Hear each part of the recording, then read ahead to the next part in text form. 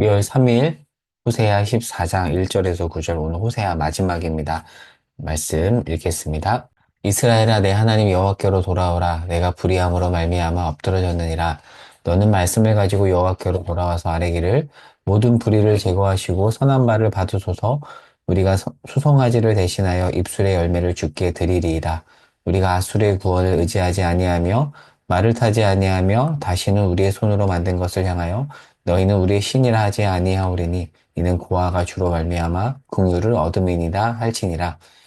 내가 그들의 반역을 고치고 기쁘게 그들을 사랑하리니 나의 진노가 그에게서 떠났음이니라. 내가 이스라엘에게 이슬과 같으리니 그가 백합화같이 피겠고 레바논 백향목같이 뿌리가 바뀔 것이라. 그의 가지는 퍼지며 그의 아름다움은 감람나무와 같고 그의 향기는 레바논 백향목 같으리니 그 그늘 아래에 거주하는 자가 돌아올지라. 그들은 곡식같이 풍성할 것이며 포도나무같이 꽃이 필 것이며 그 향기는 레바논의 포도주같이 되리라. 에브라임의 말이 내가 다시 우상과 무슨 상관이 있으리요 할지라. 내가 그를 돌아보아 대답하기를 나는 푸른 잣나무 같으니 내가 나로 말미암아 열매를 얻으리라 하리라. 누가 지혜가 있어 이런 일을 깨달으며 누가 총명이 있어 이런 일을 알겠느냐. 여호와의 도는 정직하니 의인은 그 길로 다니거니와 그러나 죄인은 그 길에 걸려 넘어지리라. 아멘. 오늘 호세아서 마지막입니다. 이제 호세아가 이제 끝이 나고 이제 내일부터 호세아와 동시대 선지자인 이제 아모스 선지자가 외치는 말씀을 나눕니다. 물론 호세아와 아모스는 약간의 차이가 있긴 한데 그 부분은 아모스 때 또 나누도록 할게요. 자, 그러면 이제 오늘 본문을 살펴보도록 하겠습니다. 자, 14장 말씀해 보면 호세아는 동족에게 돌이키라고 호소하고요. 그리고 어떤 내용이 주를 이루냐면 하나님께서 회복을 약속하는 내용으로 끝을 맺습니다. 심판에 대한 내용이 굉장히 혹독하게 나오지만 마지막은 회복에 대한 약속이라는 것 이렇게 구조를 좀 이해하면 좋을 것 같습니다. 그동안 호세아는 여러 가지 방법을 동원해서 심지어는 이 고멜과의 결혼을 통한 또 실물 교육까지 동원하면서 이스라엘 백성들에게 돌아오라고 호소를 했죠. 자, 그런데 자, 오늘 본문 2절에 보면 이런 말씀이 나옵니다. 자, 2절에 보면 너는 말씀을 가지고 여호와께로 돌아와서라고 나와 있습니다. 자, 그리고 그렇게 돌아와서는 아뢰기를 모든 불의를 제거하시고 선한 말을 받으소서 우리가 수송아지를 대신하여 입술의 열매를 주께 드리리다라고 고백하기를 바란다라고 이야기를 하고 있어요.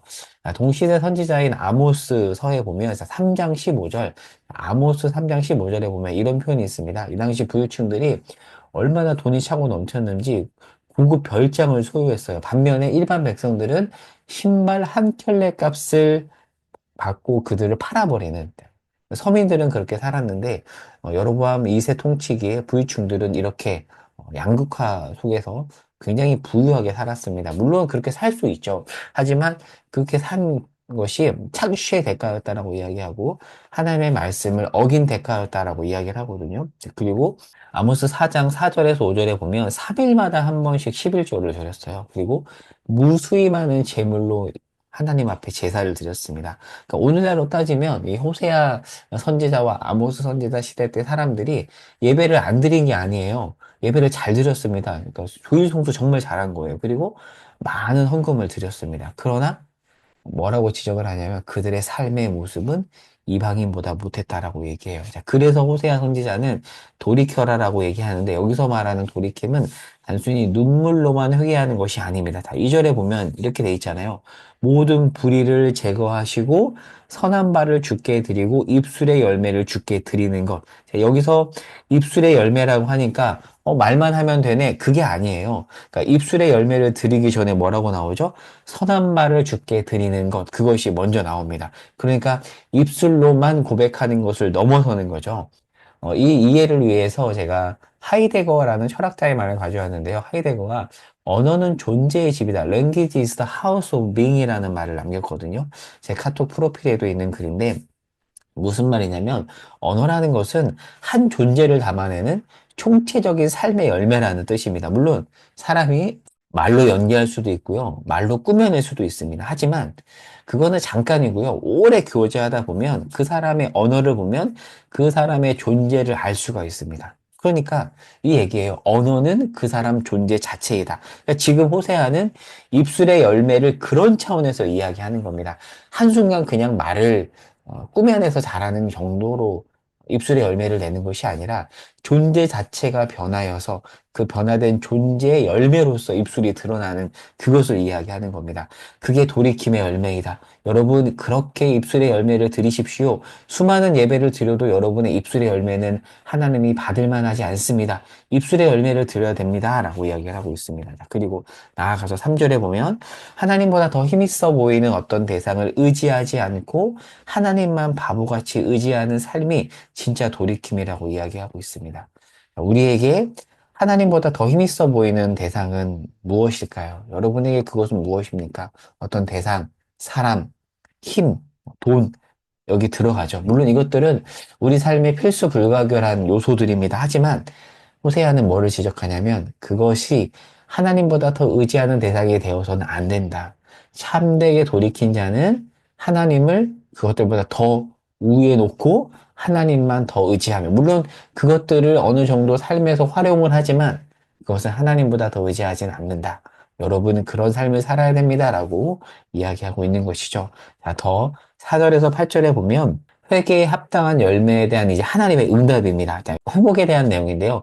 여러분이 그렇게 입술의 열매를 주께 드리고 돌이키면 하나님께서 회복을 주십니다라고 하는데 회복에 대한 내용이 4, 5, 6, 7, 8 다섯 구절밖에 되지 않아요. 얼마 되지 않습니다. 그러니까 심판에 대한 내용을 주구장창 얘기하다가 회복에 대한 내용은 별로 얘기하지 않는데 이 내용을 신명기를 통해서 잠깐 정리해 보면요. 신명기 28장 1에서 14절까지는 이스라엘 백성들이 순종하면 받을 복에 대해서 얘기하고 27장 11절에서 26절과 28장 15절에서 68절 굉장히 길게 불순종하면 받을 저주에 대해서 이야기를 합니다. 분량을 보면 저주에 대한 내용이 69절이고요. 축복에 대한 내용은 14구절밖에 되지 않습니다. 왜 그렇게 하나님께서 이렇게 얘기하는 걸까요? 우리가 이스라엘 백성이 불순종할 확률이 순종할 확률보다 높기 때문에 이렇게 말씀하시는 거예요.